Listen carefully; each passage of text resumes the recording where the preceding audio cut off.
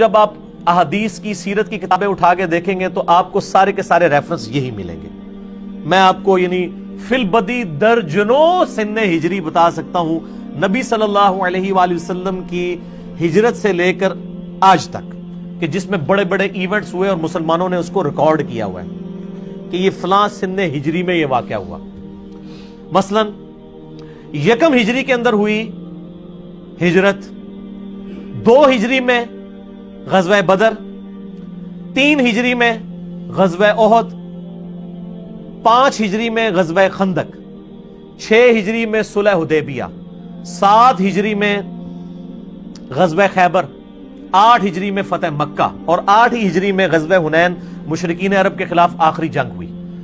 9 ہجری میں غزوہ تبوک رومن امپائر کے خلاف، لیکن وہ کیسر روم بھاگ گیا، جنگ کے لیے آمادہ ہی نہیں ہوا، ورنہ یرموک وہیں پہ ہو جانی تھی. اور 11 ہجری میں نبی صلی اللہ علیہ وآلہ وسلم کی رحلت، 13 ہجری میں سیدنا ابو بکر کی رحلت، 14 ہجری میں قادسیہ اور یرموک، اور 23 ہجری 26 ذوالحجہ 23 ہجری میں سیدنا عمر کی شہادت. پہلے ویسے 24 ہجری یکم محرم کہا جاتا تھا، ہم نے بتایا کہ یہ جھوٹ ہے. گوگل میں جا کے سرچ کر لیں، اہل سنت کی ساری سیرت کی کتابیں صحابہ پہ جو الاستیاب لکھی گئی ہے ابن عبد البر کی، وہ کھول کے دیکھ لیں. آپ اسد الغابہ دیکھ لیں ابن اسیر کی، الاصابہ دیکھ لیں ابن حجر اسقلانی کی. یکم محرم تو ہے ہی نہیں کہیں پہ. یہ میرا علیحدہ سے کلپ بھی چڑھا ہوا ہے. 35 ہجری میں سیدنا عثمان کی شہادت، 40 ہجری میں سیدنا علی کی شہادت، 56 ہجری میں آخری بدری صحابی فوت ہوئے سیدنا سعد ابن ابی وقاص رضی اللہ تعالیٰ عنہ علیہ السلام. اس کے بعد عبداللہ بن عمر 74 ہجری میں فوت ہوئے، اما عائشہ 57 ہجری میں، سیدنا ابو ہریرہ 59 ہجری کے اندر. یہ میں اس کے ساتھ لفظ بھی بولتا ہوتا ہوں نا اکثر، المتوفا، ان کو فوت ہوئے وہ یعنی ابو ہریرہ المتوفا 59 ہجری.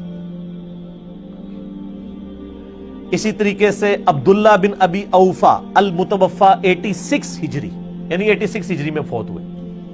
93 ہجری میں انس ابن مالک، نبی صلی اللہ علیہ وآلہ وسلم کے غلام اور آپ کے ایک اسسٹنٹ کے طور پہ،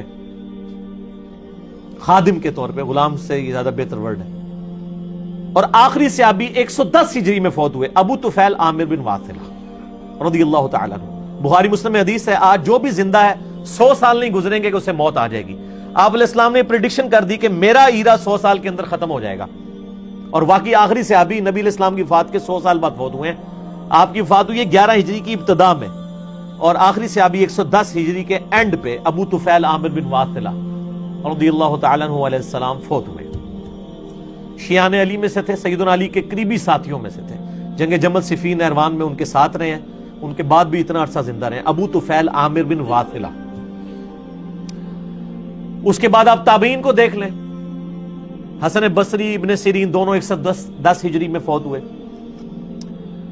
اور امام زید 124 ہجری میں جو امام حنیفہ کے استاد ہیں، امام باقر 114 ہجری کے اندر، امام زین العابدین 95 ہجری کے اندر، امام جعفر صادق 148 ہجری میں، امام ابو حنیفہ 150 ہجری میں، امام شافعی 204 ہجری میں، امام مالک 179 ہجری میں، امام احمد بن حنبل 241 ہجری میں، امام بخاری 256 ہجری میں، امام مسلم 261 ہجری میں، امام ترمذی 279 ہجری میں، امام ابو داؤد 275 ہجری میں، آنورڈ امام نسائی 303 ہجری میں. آپ چلتے جائیں، امام حاکم 405 ہجری میں، اور امام بیہقی 468 ہجری کے اندر.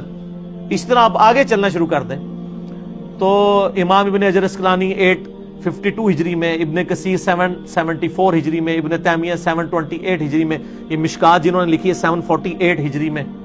تو ہم یہ ساروں کے سن ساتھ ساتھ بولتے رہتے ہیں، حتیٰ کہ ہمارے شیخ زبیر علی زئی رحمہ اللہ تعالی، اللہ تعالیٰ ان کی غلطیوں سے درگزر فرمائے، ان کو نیک کاموں کا اجر دے، 1435 ہجری میں، 5 محرم 1435 ہجری بمطابق 10 نومبر 2013. آج بھی محرم ہے، پورے 5 سال گزر چکے ہیں. آج ہے 26 محرم 1440 ہجری بمطابق 7 اکتوبر 2018. تو یہ پھر سارے ریفرنسز اسی طریقے سے چلنا شروع ہو گئے.